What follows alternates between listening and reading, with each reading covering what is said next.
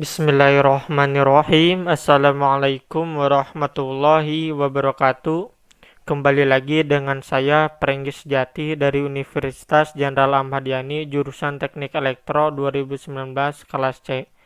Pada kesempatan kali ini saya akan membahas mata kuliah Elektronika Analog tentang materi dasar semikonduktor dan dioda. Pertama kita bahas tentang semikonduktor terlebih dahulu. Apa itu semikonduktor? Semikonduktor adalah bahan yang memiliki nilai hambatan jenis atau Rho dengan simbol P antara konduktor dan isolator, yakni sebesar 10⁻⁶ sampai dengan 10⁴ ohm meter. Jadi, bahan semikonduktor memiliki sifat berada di antara konduktor dan isolator. Jadi, dia tidak konduktor dan tidak juga isolator. Perbandingan hambatan jenis konduktor, semikonduktor, dan isolator dapat dilihat dari tabel tersebut. Ada 3 bahan, yaitu tembaga adalah bahan konduktor, silikon pada 300 derajat Kelvin adalah bahan semikonduktor, gelas adalah bahan isolator. Dari hambatan jenis tersebut, hambatan yang paling besar adalah bahan isolator karena tidak menghantarkan arus, dan hambatan yang paling kecil adalah bahan konduktor karena menghantarkan arus. Bahan semikonduktor sendiri berada di antara bahan konduktor dan isolator. Selanjutnya, komponen-komponen elektronika aktif yang bahan dasarnya terbuat dari semikonduktor diantaranya adalah integrated circuit, transistor, dan dioda. Selanjutnya, ada contoh soal. 3 buah bahan yakni tembaga, silikon, dan gelas masing-masing memiliki panjang 1 meter dan diameter 1 mm. Jika pada kedua ujung bahan tersebut terpasang tegangan 10 volt, tentukan besarnya arus yang lewat masing-masing bahan tersebut. Jawab, hitung dulu R. Karena kita akan mencari arus dalam hukum Ohm dirumuskan V per R tegangan dibagi resistansi. Rumus resistansi yaitu hambatan jenis dikali panjang bahan atau L ini dibagi A atau luas penampang. Rumus A atau luas lingkaran yaitu pi R kuadrat. R tersebut jari-jari. Rumus jari-jari yaitu diameter dibagi 2. Apabila sudah diketahui diameternya dalam soal, maka bisa menghitung R. Apabila R sudah didapatkan, maka kita bisa menghitung A. Apabila A sudah didapatkan, L ini diketahui dalam soal yaitu 1 meter. Dan Rho ini massa jenisnya yaitu masing-masing bahan yaitu tembaga, silikon, dan gelas. Apabila sudah menghitung R, sudah menghitung A, dan sudah menghitung R. R itu berbeda-beda, yaitu bahannya tembaga, silikon, dan gelas. Apabila sudah diketahui rumus ketiga tersebut ini, maka bisa didapatkan arusnya yaitu tembaga atau konduktor yaitu 0,46 kali 10⁻³ ampere. Silikon atau semikonduktor yaitu 3,41 kali 10⁻⁻⁹ ampere.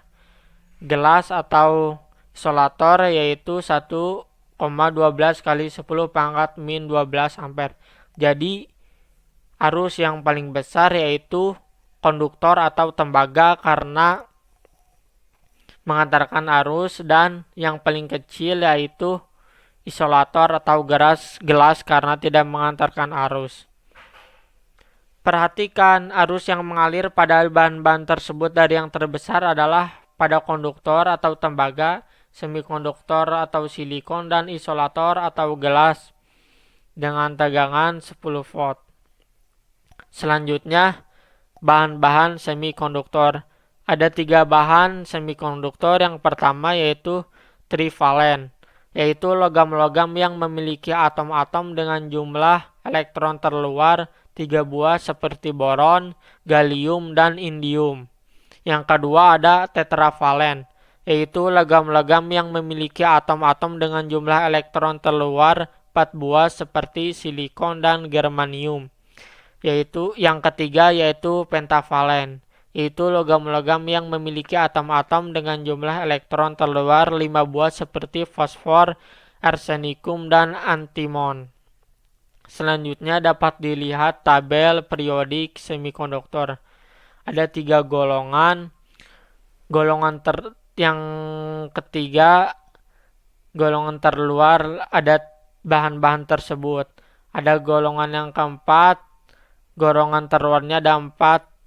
Silikon tersebut termasuk dalam golongan keempat. Dan golongan kelima bisa dilihat bahan-bahannya tersebut. Selanjutnya, bahan-bahan semikonduktor. Bahan yang paling banyak digunakan adalah silikon dan germanium. Jumlah elektron silikon 14 buah, dari mana 14 buah tersebut bisa dilihat golongan keempat silikon, yaitu 14 buah ini. Dan jumlah elektron germanium 32 buah. Nah ini, di golongan keempat germanium 32 buah. Jadi, bahan yang paling banyak digunakan adalah silikon dan germanium. Jumlah elektron valensi atau elektron terluar silikon maupun germanium masing-masing 4 buah. Jenis ikatan kovalen. Selanjutnya, semikonduktor intrinsik. Semikonduktor tersebut terbagi 2. Yang pertama, saya akan membahas tentang semikonduktor intrinsik. Semikonduktor intrinsik itu yaitu alami atau murni, merupakan semikonduktor murni dan tidak cacat. Contohnya silikon murni atau germanium. Ini ada ikatan kovalen. Ini visualisasi 2 dimensi dan ini visualisasi 3 dimensi. Selanjutnya, semikonduktor intrinsik pada suhu yang sangat rendah. Poin pertama, semua elektron berada pada ikatan kovalen. Poin yang kedua, tak ada elektron bebas atau tak ada pembawa muatan sehingga bersifat sebagai isolator. Semikonduktor intrinsik pada suhu kamar. Poin yang pertama, agitasi termal menyebabkan beberapa elektron valensi keluar dari ikatan kovalen menjadi elektron bebas sebagai pembawa muatan negatif. Poin yang kedua, munculnya elektron bebas diikuti dengan terbentuknya hole atau lubang sebagai pembawa muatan positif. Kalau poin yang pertama itu sebagai pembawa muatan negatif, dan poin yang kedua ini sebagai pembawa muatan positif. Peristiwanya disebut dengan pembangkitan atau generation. Poin yang ketiga, jika dipasang beda potensial terjadi aliran arus atau sebagai konduktor dengan konduktansi rendah. Selanjutnya, sifat bahan silikon dan germanium. Bisa dilihat tabel tersebut. Sifat-sifat dari bahan silikon dan germanium. Ada nomor atom, berat atom, kerapatan, dan sebagainya. Selanjutnya, pembawa muatan pada semikonduktor intrinsik. Semikonduktor intrinsik alami atau silikon murni. Bisa lihat dari sini ada perubahan elektron yang terlepas, elektron yang bergerak keluar, elektron yang bergerak bebas atau bergerak keluar dari ikatan kovalen. Yang asalnya warna ini berwarna hitam menjadi berwarna putih, ini dinamakan hole. Peristiwa ini disebut dengan peristiwa generation. Selanjutnya, jenis semikonduktor yang kedua yaitu ekstrinsik. Semikonduktor ekstrinsik yaitu semikonduktor yang memperoleh pengotoran atau penyuntingan atau doping oleh atom asing. semikonduktor ekstrinsik ini ada dua tipe. Yang pertama, saya akan membahas tentang semikonduktor tipe N. Poin yang pertama, pengotoran oleh atom pentavalen seperti P atau AS atau SB ini bisa dilihat dari sebelumnya. Nah ini, P itu fosfor, AS itu arsenikum, dan antimon. SB. Selanjutnya, poin yang kedua, atom pengotornya disebut atom donor. Poin yang ketiga, pembawa muatan elektron. Tipe yang kedua yaitu tipe P. Poin yang pertama, pengotoran oleh atom trivalen seperti B, G, atau In. Bisa dilihat B atau G atau In itu apa? Bisa dilihat di sebelumnya. Trivalen. Nah ini boron, gallium, dan indium. Poin yang kedua, atom pengotornya disebut atom akseptor. Poin yang ketiga, pembawa muatan atau Hall. Selanjutnya, jenis semikonduktor ekstrinsik. Tujuan doping: meningkatkan konduktivitas semikonduktor dan memperoleh semikonduktor dengan hanya satu pembawa muatan atau elektron atau hole saja. Perbandingan doping yaitu 1 berbanding 10 pangkat 6 sampai dengan 10 pangkat 8. Dopan adalah atom pendonor. Atom-atom dopan pada semikonduktor tipe N adalah atom-atom pentavalen dan dinamakan atom donor. Sedangkan pada semikonduktor tipe P trivalen dan dinamakan atom akseptor. Selanjutnya, semikonduktor tipe N. Bisa lihat ini elektron bebas. Elektron bebas sebagian besar terjadi karena doping, dan sebagian kecil lainnya bersama Hall karena generation akibat agitasi termal atau perubahan suhu. Elektron bebas menjadi pembawa muatan mayoritas dan Hall sebagai pembawa muatan minoritas. Ini yang asalnya plus 4 bertambah mayoritas jadi plus 5 disebut dengan mayoritas elektron bebas. Selanjutnya, semikonduktor tipe P. Hall sebagian besar terjadi karena doping dan sebagian kecil lainnya bersama elektron bebas karena generation akibat agitasi termal atau perubahan suhu. Hall menjadi pembawa muatan mayoritas dan elektron bebas sebagai pembawa muatan minoritas. Kalau sebelumnya di tipe N itu ini elektron bebas itu yang asalnya plus 4 bertambah jadi plus 5, ini yang hitam ini elektron bebas. Kalau yang tipe P ini yang asalnya hitam jadi menjadi putih, ini Hall dinamakan, yaitu jadi berkurang yang asalnya plus 4 jadi plus 3. Ini mayoritasnya Hall ini. Selanjutnya, piranti semikonduktor. Beberapa piranti semikonduktor. Dioda pertemuan, PN transistor, termistor, SCR, atau silicon control rectifier, IC atau integrated circuit. Ini LED, di dioda, dan ini yang lain-lain. Selanjutnya kita ke dioda pertemuan PN. Nah, kita akan bahas tentang dioda. Suatu pertemuan PN adalah kristal tunggal semikonduktor yang pada satu sisinya mendapat penyuntikan atom akseptor. Atom akseptor itu berada di tipe P dan pada sisi yang lain mendapat penyuntikan atom donor. Atom donor itu terdapat di tipe N. Jadi Pertemuan PN ini bisa disebut ditempelkan antara tipe P dan tipe N. Poin yang kedua, pertemuan PN merupakan blok bangunan dasar atau basic building block bagi piranti semikonduktor. Jadi pertemuan PN merupakan blok bangunan dasar ini yaitu jadi menyambungkan antara tipe P dan tipe N.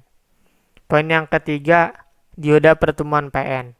Pertemuan PN yang pada kedua sisinya dilekatkan logam atau metallurgical bond sehingga terdapat dua ujung logam yang merupakan terminal atas elektrod yakni anoda pada sisi P dan katoda pada sisi N. Selanjutnya ini pertemuan PN. Bisa dikasih contoh kristal tunggal semikonduktor. Pada sisi kiri atom-atom akseptor didoping menjadi hasilnya tipe P. Pada sisi kanan atom-atom donor akseptor ini tipe P dan donor ini tipe N didoping pada contoh tersebut dan hasilnya tipe N. Jadi tipe P dan tipe N ini jadi pertemuan PN. Selanjutnya dioda pertemuan PN. Pertemuan tipe P dan tipe N. Kita pasang di sebelah ujung kiri logam dan di ujung kanan logam. Apabila logam bertemu dengan tipe P maka disebut anoda. Dan apabila logam bertemu dengan tipe N maka disebut katoda. Jadi di sebelah kiri anoda dan di sebelah kanan katoda. Jadi inputan sebelah kiri hasilnya anoda dan inputan sebelah kanan hasilnya katoda. Nah, ini simbol dioda. Selanjutnya pertemuan PN terbuka. Apabila ini dipertemukan akan menjadi lapisan pengosongan. Kita lihat di sebelah kiri ion akseptor dengan jenis tipe P. Ion ini tersusun secara negatif. Muatan dominannya Hol. Dan di sebelah kanan ion donor dengan ion ini tersusun secara positif. Muatan dominannya elektron. Jadi ion akseptor ini ionnya negatif dan muatan dominannya Hol. Ion donor ini ionnya positif dan muatan dominannya elektron. Jadi ion akseptor ini jenisnya tipe P dan ion donor ini jenisnya tipe N. Dapat dijelaskan dari gambar tersebut, atom-atom yang mengandung Hol dapat digambarkan sebagai ion-ion negatif atau ion akseptor karena kekurangan elektron dan atom-atom yang kelebihan elektron sebagai ion positif atau ion donor. Poin yang kedua, ion-ion akseptor adalah ion-ion negatif dan ion-ion donor adalah ion-ion positif. Selanjutnya, pertemuan PN terbuka. Lapisan pengosongan ada beberapa poin, yaitu poin yang pertama, saat P dan N dipertemukan terjadi difusi elektron ke arah P dan difusi Hol ke arah N, menimbulkan arus difusi ke kanan. Poin yang kedua, terjadi recombination atau penggabungan di sekitar bidang pertemuan sehingga elektron dan Hol lenyap.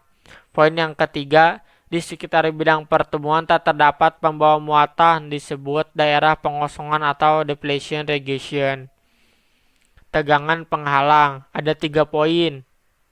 Poin yang pertama, lenyapnya elektron meninggalkan ion donor atau positif dan lenyapnya Hol meninggalkan ion akseptor atau negatif. Poin yang kedua, adanya ion positif dan negatif menyebabkan adanya medan listrik sehingga ada tegangan disebut tegangan kontak atau tegangan penghalang atau disebut barrier potential menimbulkan arus drift ke kiri.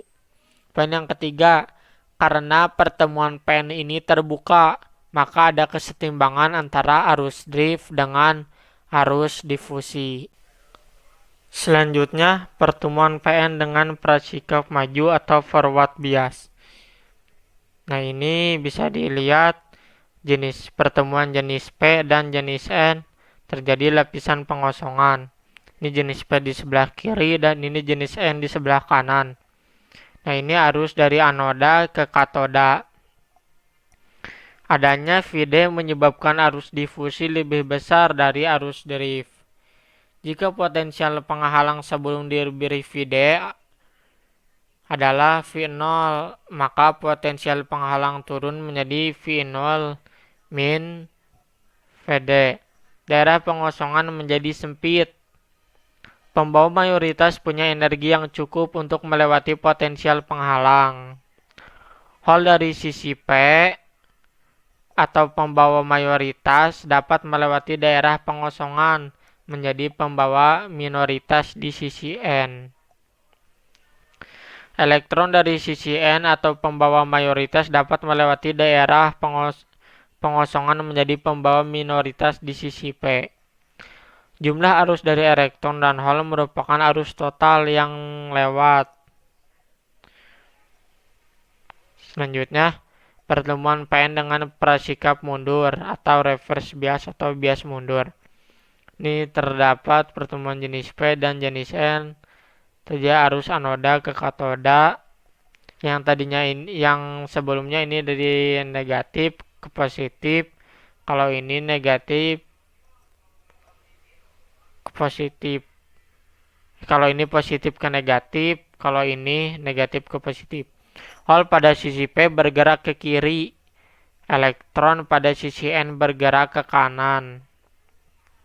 Daerah pengosongan melebar, potensial penghalang menjadi V0 plus VD. Tidak ada arus lewat bidang pertemuan. Karena daerah pengosongan pada dasarnya merupakan semikonduktor intrinsik, agitasi termal atau perubahan suhu dapat menyebabkan terjadinya generation sehingga muncul pasangan elektron dan hol pada daerah ini. Pengaruh medan listrik yang terpasang terhadap adanya elektron dan hol di daerah pengosongan menyebabkan terjadinya arus yang arahnya dari katoda ke anoda dan disebut arus balik saturasi yang sebenarnya yang besarnya 10 min 8 sampai dengan 10 min 14. Oh iya, tadi maaf, selanjutnya tadi itu yang ini itu dari katoda ke anoda. Kalau yang sebelumnya dari anoda ke katoda. Grafik arus dioda. Nah, ini. Selanjutnya dasar analisa dioda. Simbol anoda ini terdapat di sebelah kiri dan katoda ini terdapat di sebelah kanan. Bisa aja dibalik, katoda di kanan, katoda di kiri, anoda di kanan. Bisa dilihat perbedaannya antara anoda dan katoda bisa dilihat dari garis ini. Ini bisa membedakan mana anoda dan mana katoda. Dari simbol lain, ini anoda di sebelah kiri terdapat simbol segitiga. Dan di sebelah kanan katoda terdapat simbolnya garis. Selanjutnya jenis dioda. Nah, di sini ada beberapa jenis dioda. Di sini saya akan membacakan jenis-jenis dioda. Ada jenis junction dioda, Zener dioda, tunnel dioda, Schottky dioda, varactor dioda, diak, triac, SCR, light emitting dioda atau LED. Tapi yang umum digunakan itu junction dioda. Selanjutnya, jenis dioda dan penggunaannya. Poin yang pertama, dioda silikon untuk penyiarah arus. Poin yang kedua, dioda Zener untuk mengatur tegangan Zener. Poin yang ketiga, dioda bridge untuk penyiarah gelombang penuh pada rangkaian catu daya. Poin yang keempat, LED atau light emitting dioda sebagai lampu indikator. Selanjutnya di sini ada rangkaian dioda. Garis beban. dari gambar tersebut dengan menggunakan hukum tegangan atau Kirchhoff. Diperoleh rumus V sama dengan VI kurang arus R beban. Dengan R beban adalah tahanan beban. Karena ada dua variabel yang belum diketahui nilainya yaitu V dan I. Diperlukan satu petunjuk lagi yaitu karakteristik dioda. Ini terdapat garis beban titik I sama dengan 0. Titik potong V adalah V sama dengan VI. Nah, garis ini adalah garis beban dan ini kurva ini bias maju atau bias forward. Dan V adalah 0. Titik potong adalah I sama dengan VI dibagi RL atau R beban. Selanjutnya model dioda. Pendekatan pertama atau dioda ideal. Pada keadaan forward bias atau bias maju, dioda dianggap sebagai saklar tertutup karena hambatan pada dioda dianggap bernilai 0. Nah, ini saklar tertutup karena ini saklar tertutup dan pendekatannya keadaan forward bias atau biasnya maju. Jadi saklar tertutup pendekatan bias maju. Pada keadaan reverse bias, dioda dianggap sebagai saklar terbuka karena hambatan pada dioda dianggap bernilai tak hingga. Nah, ini reverse bias dianggapnya sebagai saklar terbuka. Ini keadaan reverse bias atau bias mundur. Ini gambar karakteristik sesungguhnya kurva. Selanjutnya model dioda pendekatan kedua. Pada keadaan forward bias, dioda dianggap sebagai sumber tegangan sebesar Vy atau Vy untuk silikon sama dengan 0,7 volt atau 0,6 volt dan atau Vy untuk germanium sama dengan 0,2 volt atau 0,3 volt. Pada keadaan reverse bias, dioda dianggap sebagai saklar terbuka karena hambatan pada dioda dianggap bernilai tak berhingga. Model dioda pendekatan ketiga. Pada keadaan forward bias, dioda dianggap sebagai sumber tegangan sebesar Vy. Vy untuk silikon 0,7 volt atau 0,6 volt dan Vy untuk germanium 0,2 volt atau 0,3 volt dengan resistansi forward RF yang terpasang secara seri. Pada keadaan reverse bias, dioda dianggap sebagai resistansi reverse. Ini resistansi reverse. Ini keadaan bias mundur. Ini keadaan bias maju. Dan ini karakteristik sesungguhnya. Yang selanjutnya, yang terakhir ada contoh soal. Perhatikan rangkaian dioda di samping ini. Gambarkan rangkaian pengganti atau rangkaian ekivalen dan hitung besarnya tegangan dan arus dioda menggunakan pendekatan 1, pendekatan 2, dan pendekatan 3. Kita jawab. Penyelesaiannya dari pendekatan 1, ini saklar tertutup dengan VD sama dengan 0 volt, tegangannya 0 ya nggak ada jadi dirumuskan arusnya ID sama dengan V input ini 10 volt dibagi resistansi beban atau RL sama dengan 10 volt dibagi 100 ohm ini. Jadi dihasilkan arusnya yaitu 0,1 ampere. Pendekatan kedua, kita lihat ini saling berlawanan dan VD-nya saling berlawanan, Vy sama dengan 0,6 volt. Dirumuskan ID yaitu Vin ini sama tegangan input dikurang Vy yang ini 0,6 volt. Jadi 10 volt dikurang 0,6 volt dibagi resistansi beban RL ini 100 ohm. Jadi dihasilkan 0,094 ampere. Jadi pendekatan 1 dihasilkan arusnya lebih besar daripada pendekatan 2. Selanjutnya pendekatan 3. Diketahui ini Vy 0,6 volt, RF atau resistansi feedback 2,5 ohm, Vin 10 volt, resistansi beban 100 ohm.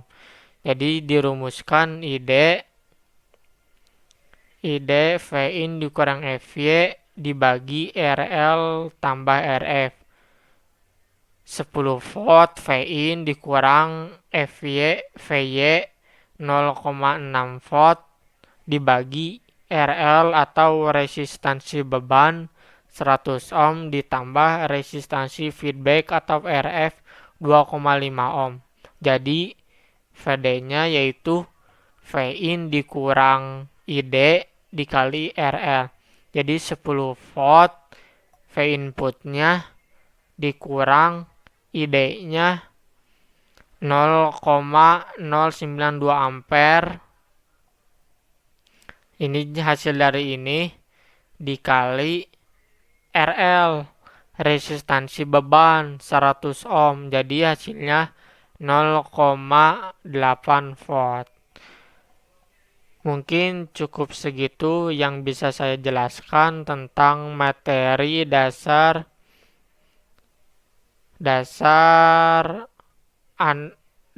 dioda dan semikonduktor. Apabila ada kesalahan, mohon diluruskan dan dimaafkan. Wabillahi taufiq wal hidayah. Wassalamualaikum warahmatullahi wabarakatuh.